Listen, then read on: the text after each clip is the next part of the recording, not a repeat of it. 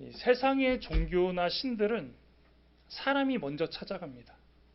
그래서 내가 믿겠다, 내가 따르겠다라고 하는 것이 나에게 종교가 되는 것이고 나의 신념이 될 때가 많이 있습니다. 그래서 이것이 이제 확장되면 형상을 만들고 받들어 모시며 이제 그것이 나를 구원하는 존재로 이제 믿는 것이 이제 일반적인 종교의 모습입니다. 또한 자신이 본받기 원하는 사람을 또 섬기기 시작하면서 또 하나의 종교화가 되기도 합니다. 그래서 이제 그 사람들의 이제 어록이나 일생을 공부하면서 구원의 길을 찾아가고 그런 사람들처럼 따라 살기는 좋은데 이제 더 나아가 이제 그것이 구원의 길인 것처럼 이제 따라갈 때가 많이 있다라는 것이죠. 그래서 그 종교에는 수련도 있고 선행도 있으며 또 신념을 가진 여러 가지 행위들이 있습니다. 그렇지만 이 종교의 특징은 자신들이 원하는 게 나타나지 않으면 그리고 자신들이 원하는 것을 얻지 못하면 이제 내팽개치고 떠난다라는 것이죠. 이것이 이제 일반적으로 우리가 믿는 종교라고 말하는 것들입니다. 그런데 이제 기독교는 어떻습니까? 기독교는 하나님, 예수님, 성령님께서 먼저 사람들에게 찾아온 종교입니다. 그리고 구원의 방법과 천국과 영생에 대하여 정확히 알려주십니다. 눈에 보이는 형태는 없지만 하나님께서 주신 그 형상과 영혼으로서 하나님의 존재를 알게 하고 깨닫고 믿게 하는 것이 우리 기독교입니다. 그래서 믿음의 사람들은 하나님을 보진 않았지만 예수님을 만나진 않았지만 눈으로 이렇게 만나진 않았지만 성경을 통하여 구원의 길이 예수님뿐임을 알고 믿게 되는 것이죠. 또한 이미 영생을 받았지만 약속받았지만 세상 끝까지 이제 하나님의 나라와 영광을 위하여 살아가기 원하고 하나님 나라 백성으로 준비되어지는 기간으로 우리가 이 세상에서 살아가고 있습니다. 그래서 우리는 하나님께서 부르셨기 때문에 하나님이 보내지 않으면 우리는 갈 수 없고 하나님이 떠나라고 하지 않으면 떠날 수 없는 게 이제 기독교의 특징입니다. 또한 하나님의 뜻을 거절할 수 없으며 하나님께서 항상 먼저 우리에게 보여주시고 알게 하셨기 때문에 우리는 거절할 수 없는 것이 이제 다른 종교와의 차이점입니다. 처음부터 인간이 창조되었을 때 하나님 외에는 믿을 존재도 섬길 대상도 없었습니다. 아담과 하와는 하나님께서 자신을 창조했음을 알고 있었으며 하나님과 직접 교제도 했습니다. 그래서 다른 대상을 따른다라는 것, 내가 믿고 싶은 것, 내가 따르고 싶은 것을 내가 섬긴다라는 것은 상상할 수가 없었다라는 것이죠. 그리고 에덴 동산에 있는 것들은 자기보다 이제 아래에 있었습니다. 다스리는 존재였고 또한 그것들을 통치해야 되는 존재였기 때문에 그것들을 사랑할 수는 있어도 그것을 섬기는 것은 불가능했습니다. 그렇지만 죄가 들어오면서 이 모습이 변질되기 시작하죠. 변질이 되자 이제 자신의 생각대로 하나님을 만들어내기 시작하고 하나님을 자신의 마음대로 인정하기 시작하고 또한 믿고 싶은 대로 믿기 시작합니다. 그래서 나무와 구름과 산과 또 보이지 않는 다양한 영역들을 이제 하나님이라고 믿으면서 따라가는 모습이 되었다라는 것이죠. 그렇다면 왜 이렇게 변질이 되었을까요? 먼저는 사탄의 속임수 때문입니다. 사탄이 하와에게 다가와서 선악과를 따먹으라고 유혹할 때 했던 말이 있습니다. 처음에 하와는 그것을 단호히 거절했습니다.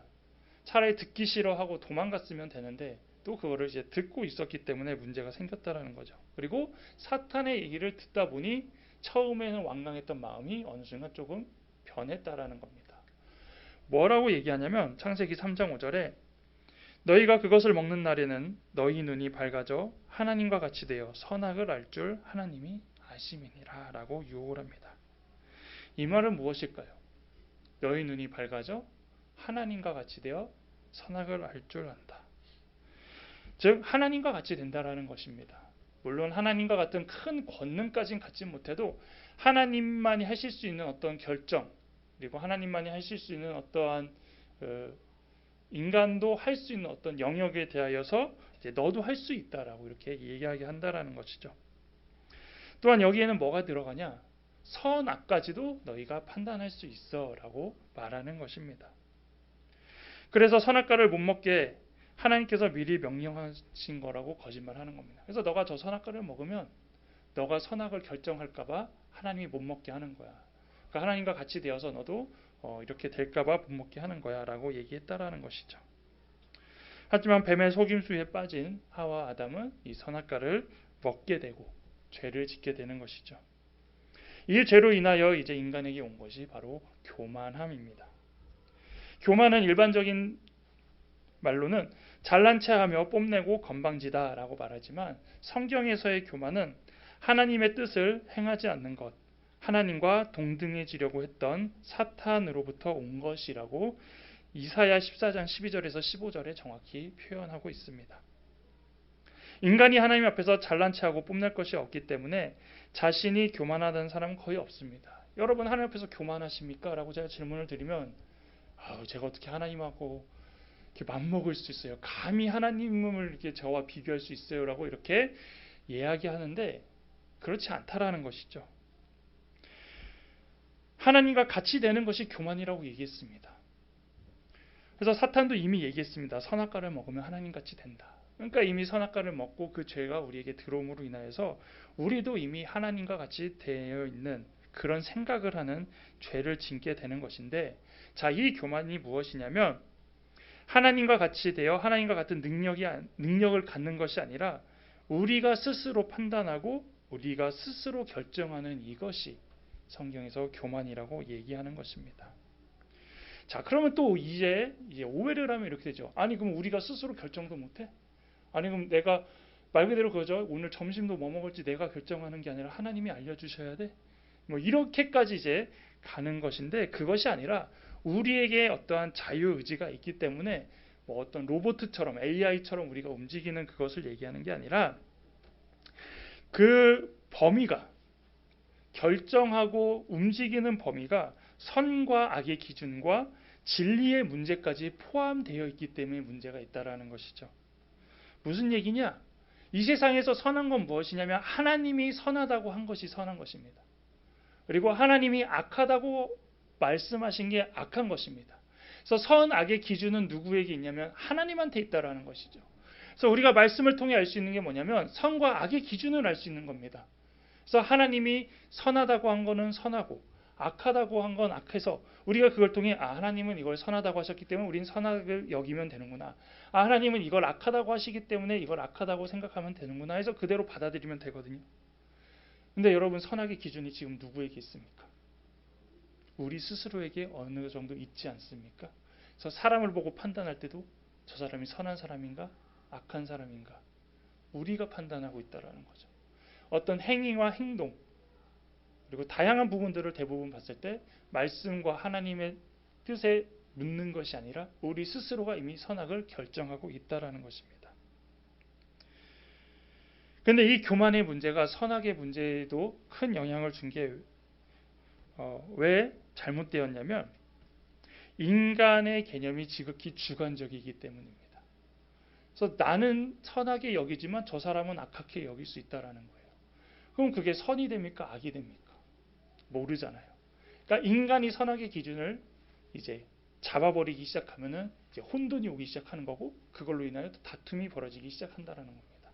그래서 그런 기준까지도 이제 우리에게 가져온 것이 성경에서 말하는 교만이고, 진리의 문제는 어떻습니까? 똑같이 우리의 진리는 성경 안에 있지만 앞에서 말한 대로 사람이 찾아가는 진리는 이게 진리인가 봐, 이것이 구원인가 봐, 이렇게 하면은 영생을 얻을 수 있나 봐 하면서 생겼던 것들이 세상의 다양한 종교들이고 우상을 세우며 믿기 시작하는 것들이고, 그것을 통하여 우리가 사람들이 따라가는 것들, 그런 진리의 문제까지도 다 결정해 버리기 때문에 이것이 이제 교만이라고 말하고 있습니다.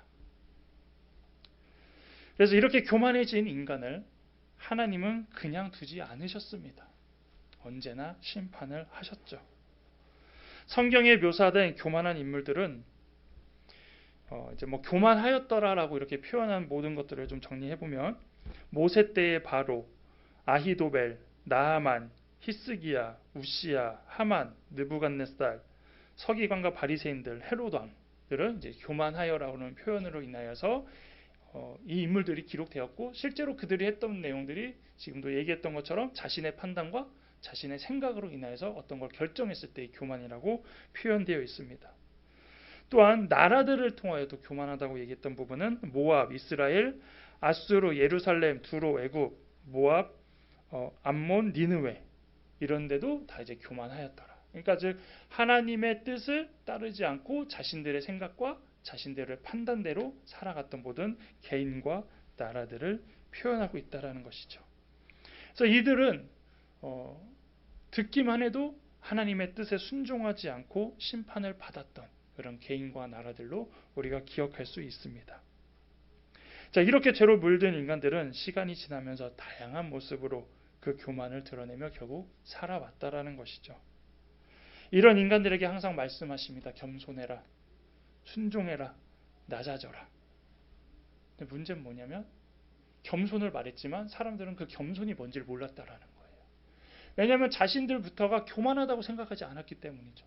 제가 처음에 여러분에게 질문 드렸죠. 여러분 교만하십니까? 라고 했을 때 아니라고 했던 것처럼 이 사람들도 마찬가지예요. 자신들이 교만하다고 생각하지 않았기 때문에 아무리 겸손하라고 얘기를 해도 그걸 몰랐던 거죠.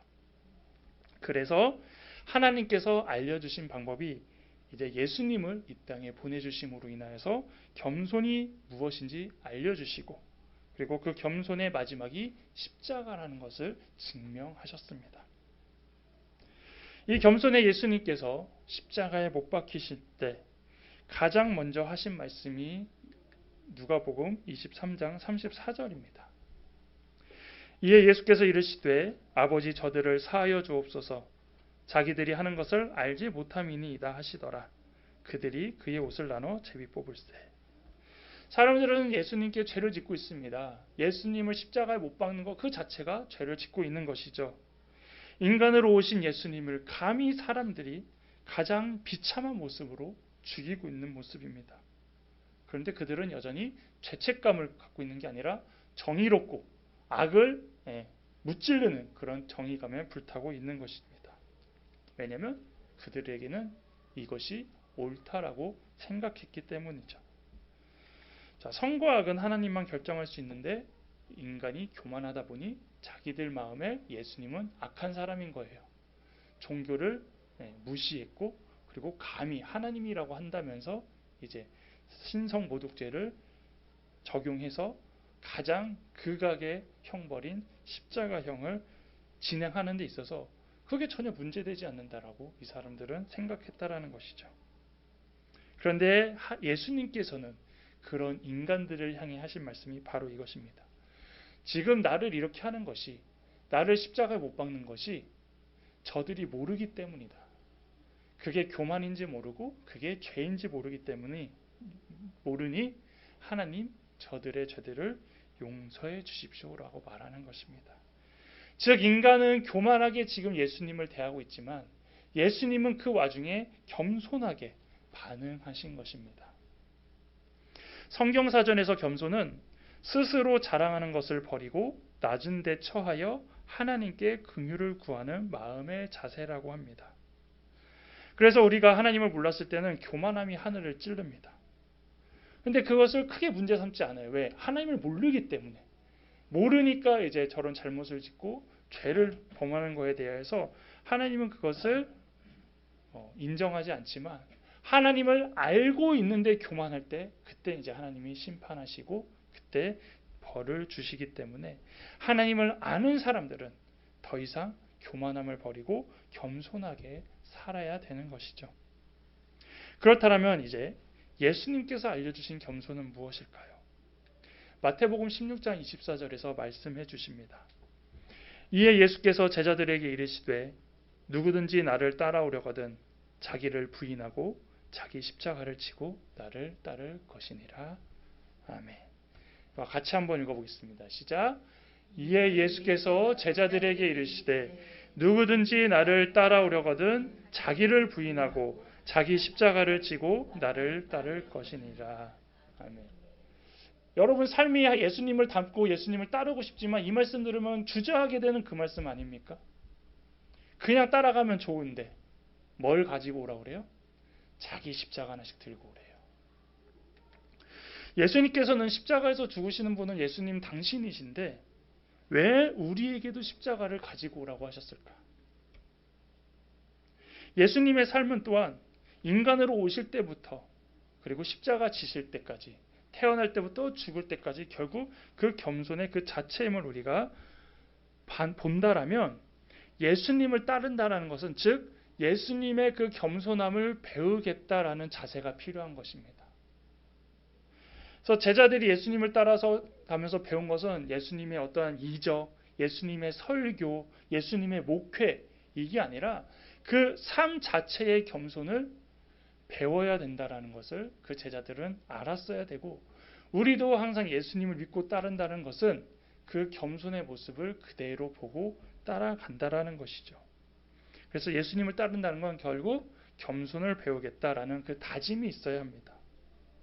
그래서 예수님을 따르면 대부분 결단만 있으면 된다고 생각해요. 내가 이제 앞으로 잘 믿어야지, 내가 이제 하나님 잘 따라야지라는 그런 결단만 있다고 생각을 하는데 그게 아니라 이제는 이러한 겸손의 모습, 왜 따라야지라는 그런 생각을 해 나가야 된다는 것이고 그것을 가지고 무엇을 배우고 무엇을 내 것으로 취해야 되는지라는 것까지도 생각해야 되는 거죠.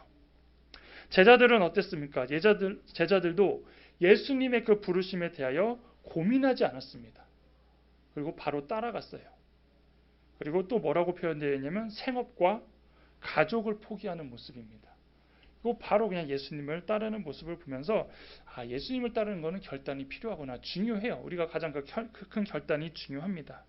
그런데 요구 조건이 하나 있는데 다른 건 다 버려도 지금 여기처럼 자기 십자가를 지고 와라라는 부분입니다.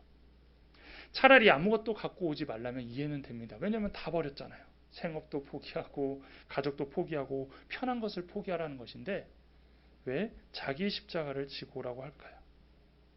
그 자기 십자가가 바로 겸손을 담고 있기 때문입니다.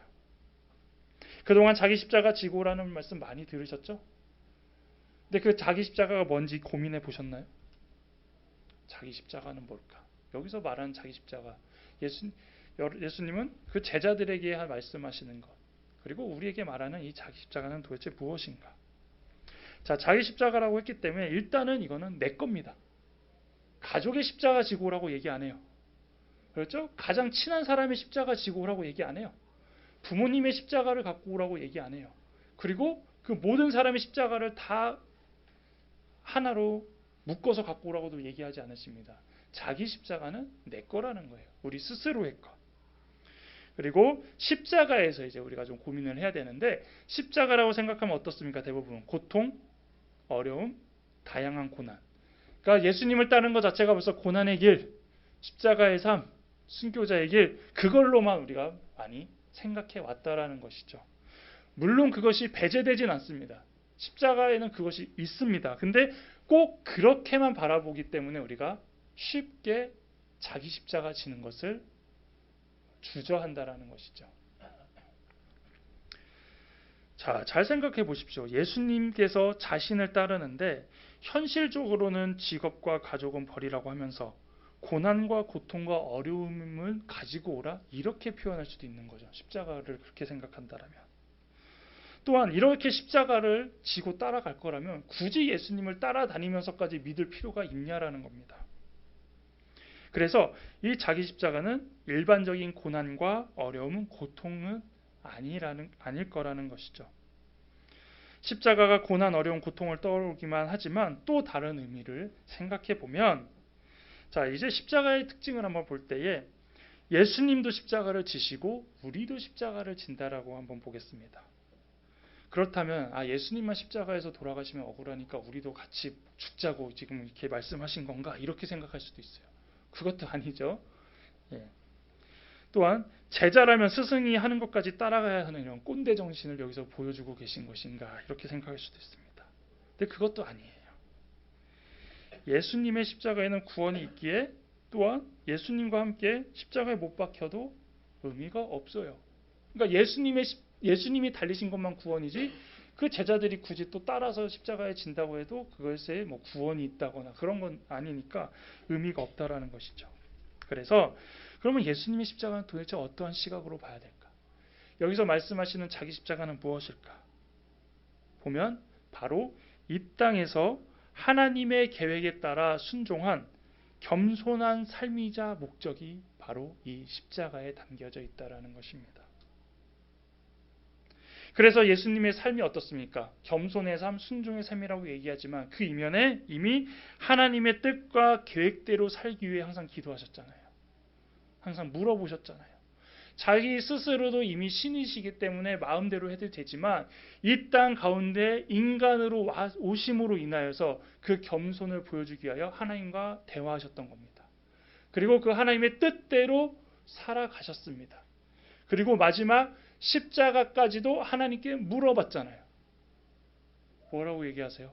나 십자가는 지기 싫은데, 너무 죽기 싫으니까 이 잔을 내게서 떠나게 해주시면 좋겠습니다라고 기도하지 않습니까? 근데 하나님이 아무 대답을 하지 않으셨어요. 그냥 순응하라는 것이죠. 그리고 예수님은 그 결과에 따라서 십자가에 못 박혀 돌아가시게 됩니다. 그러면서 인간의 삶과 사역, 그 사명을 다 이 땅에서 이루신 것이죠. 이렇게 볼 때 이제 자기 십자가가 해석이 됩니다. 바로 하나님께서 여러분 각자에게 주신 하나님의 계획과 뜻, 사명이 담긴 삶이 자기 십자가가 되는 것입니다.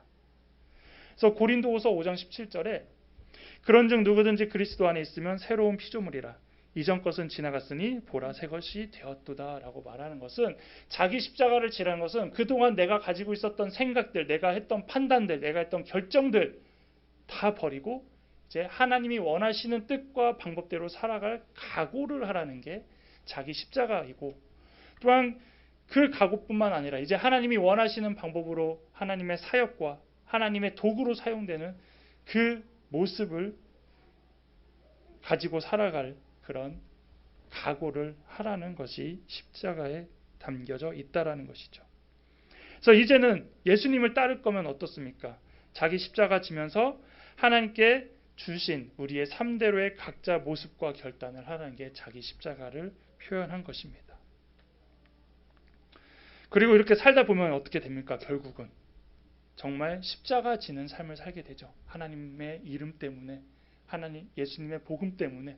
또 그렇게 살아가다 보면 인간적인 어려움과 고통들, 고난들 이런 것이 따라오지 않습니까? 그것도 각오해야 됩니다. 그러니까 이것이 자기 십자가에 담겨있는 모든 의미라는 것이죠. 그래서 이제 어떻게 됩니까? 이렇게 살다 보면 정말로 나를 죽이게 되는 상황이 나타납니다. 그래서 바울은 이렇게 얘기하죠. 갈라디아서 2장 20절에 내가 그리스도와 함께 십자가에 못 박혔나니 그런즉 이제는 내가 사는 것이 아니요 이제 내 안에 그리스도께서 사시는 것이라. 이제 내가 육체 가운데 사는 것은 나를 사랑하사 나를 위하여 자기 자신을 버리신 하나님의 아들을 믿는 믿음 안에서 사는 것이다. 우리가 지고 가는 십자가가 결국 내가 못 박히는 십자가가 되는 것입니다. 여러분들이 이 말씀도 너무 많이 들었잖아요. 나를 십자가에 못 박아야 돼요. 근데 왜 십자가에 못을 못 박고 있습니까? 자기 십자가를 안 지고 왔으니까. 내 십자가가 아직 없으니까 십자가에 못 박힐 수 없는 것입니다. 세상적인 모습으로 살면 아무도 자기 자신을 십자가에 못 박을 수 없습니다. 불가능하죠. 그렇지만 자기 십자가를 지고 왔을 때 그때는 나 자신을 십자가에 못 박을 수 있는 것입니다. 그리고 이것이 이제 하나님이 우리에게 요구하시는 겸손의 모습입니다. 결국 하나님께서는 우리가 하나님 앞에서 겸손하기를 원하십니다. 우리의 교만으로 인하여 틀어진 그 하나님과의 관계가 겸손을 통하여 다시 회복해야 된다는 것이죠. 성도 여러분, 우리가 죄를 짓는 이유는 무엇입니까? 바로 하나님 앞에서 교만하기 때문입니다. 그래서 하지 말라는 것을 계속하고 온전히 순종하지 못합니다. 계속 내 생각, 내가 원하는 것, 나의 결정이 우선되길 원하기 때문에 하나님의 뜻에 순종하기보다는 항상 내 뜻에 동의해 주길 바라고, 그리고 모든 결정은 내가 해놓고 하나님 이대로 해주셨으면 좋겠는데요 라면서 하나님의 뜻에 가는 게 아니라 계속 내 뜻으로 몰고 올 때가 많이 있다라는 것이죠. 이러한 인간에게 예수님께서 성육신 하셔서 십자가에서 죽으심으로 겸손이 무엇인지, 순종이 무엇인지 정확히 알려주셨습니다. 그로 인하여서 이제 우리도 하나님 앞에 완전히 순종하는 게 무엇이고 하나님 앞에 겸손이 무엇인지 알게 되며 더 나아가 구원까지도 약속받았습니다. 이렇게 구원을 약속받은 우리도 이제는 예수님을 통하여 다시 겸손을 회복하고 또 하나님의 말씀에 순종하며 살아갈 수 있어야 합니다. 그리고 여러분의 그 겸손으로 인하여서 이제 하나님의 나라가 또 확장되고 예수 그리스도의 이름이 드러나기를 기대하겠습니다.